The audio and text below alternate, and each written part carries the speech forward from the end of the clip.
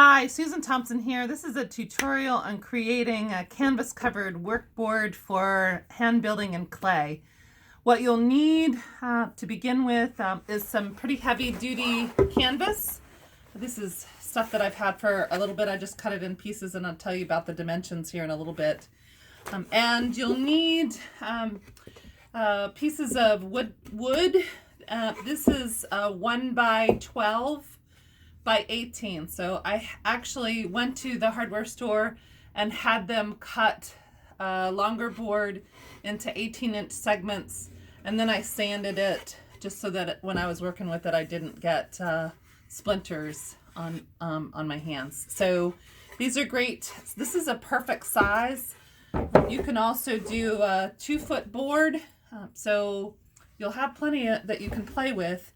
And when you go to get canvas, you can just get it at a fabric store. Just get the heaviest weight that you possibly can, and you'll add 6 inches on to the size of the board. So with this 18 by 12 inch board, you're going to add 6 inches on the width and 6 inches on the length, so that you have plenty to cover it with. Other materials that you'll need are a staple gun. Make sure there are plenty of staples in it, and make sure you know which end the staples are going to come out.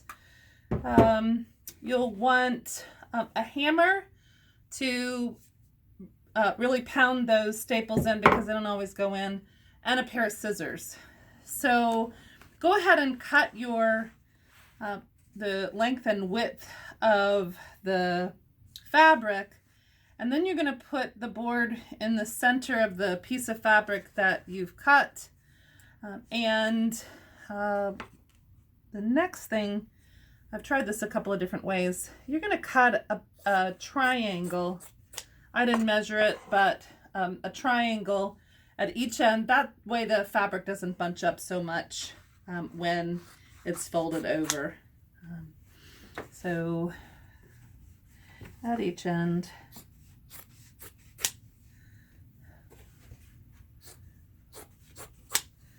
it's good. And you're going to start at one side or the other. I like to start on the long end. You're going to fold the fabric over and start stapling. I'd give it about a couple of inches from the side. That way you'll have that corner to work with when you're ready to fold the fabric in a different way.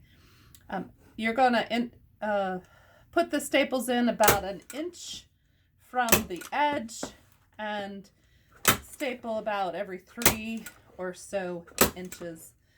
Obviously this is not a science. And turn.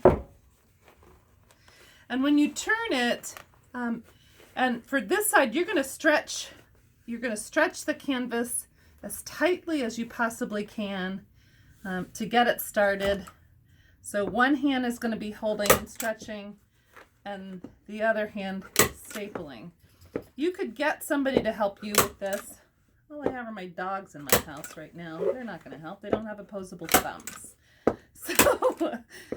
So again, and then here's what the hammer is for. I'm only going to do a couple right now. There are a couple of staples that didn't quite make it in all the way. After the whole thing is over, I'm going to staple hammer all the staples in. And then turn again. Same thing as this last edge. You're going to pull this over. You're going to pull it as tightly as possible. And making sure that the staples are coming out at the right side. Staple every 2 or 3 inches on this end as well, pulling tightly. Right. And in this case, what I've done is I've left some opening there. Ideally, you want the canvas to overlap a little bit right here. It didn't do that so much right here. I'm not sure exactly what that's going to do, but I'm going to have to pull that tight when we're finished. So last side, pull it as tightly as you can. And starting again about 3 inches from the edge, from the other side, and the staples are going in about 1 inch from the edge here as well. So that's what the back side looks like. I'm going to put some finishing touches on this. There is going to be a little, you can glue this down or you can staple it however you want to. I'm actually just going to put a staple in that.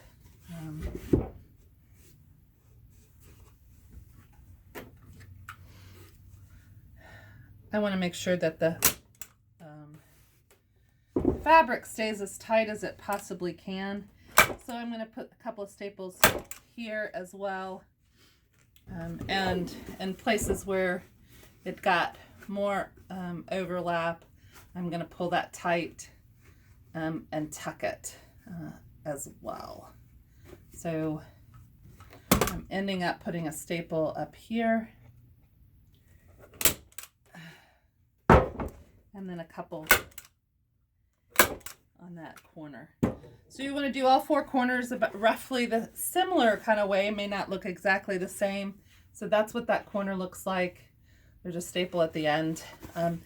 And when you're finished, pound those staples in because you'll want a pretty smooth surface to be working on. So that's how you can create a workboard.